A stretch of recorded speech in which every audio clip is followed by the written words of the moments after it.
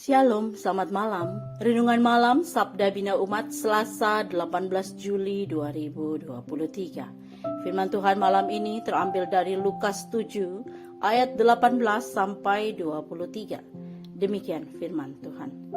Ketika Yohanes mendapat kabar tentang segala peristiwa itu dari murid-muridnya, ia memanggil 2 orang dari antaranya dan menyuruh mereka bertanya kepada Tuhan, "Engkaukah yang akan datang itu, atau haruskah kami menantikan seorang lain?"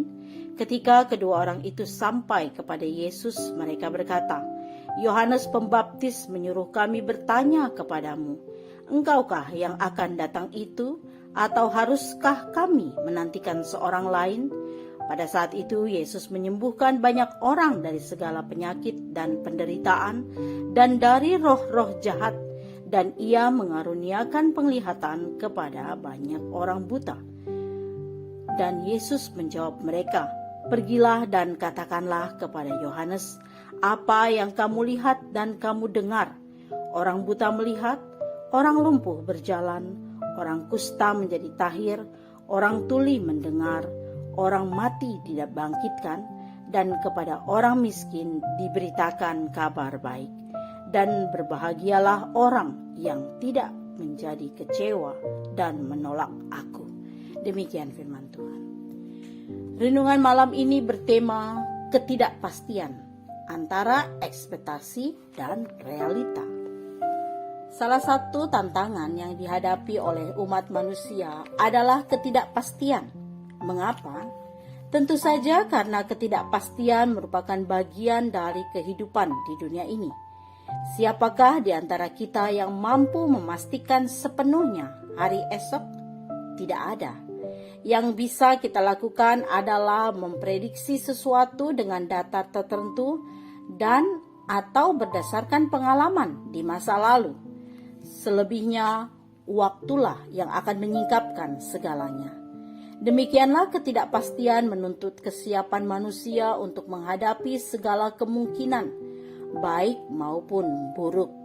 Lukas mencatat bahwa ketidakpastian pernah dirasakan oleh Yohanes Pembaptis yang dipenjarakan oleh Herodes Antipas. Dalam penderitaannya akibat kejahatan dari raja boneka bangsa Romawi itu, Yohanes mengutus kedua muridnya untuk meminta konfirmasi dari Yesus tentang kemesiasannya. Merespon pertanyaan Yohanes, Yesus menyebutkan berbagai karya mujizat yang telah dikerjakannya sebagai bukti bahwa dialah yang dinubuatkan oleh Yesaya ratusan tahun lalu. Laksana ironi, Lukas menuturkan bahwa banyak orang buta yang matanya dicelikkan oleh Yesus. Akan tetapi Yohanes yang adalah seorang nabi justru buta rohani, sehingga membutuhkan konfirmasi tentang identitas Yesus sesungguhnya.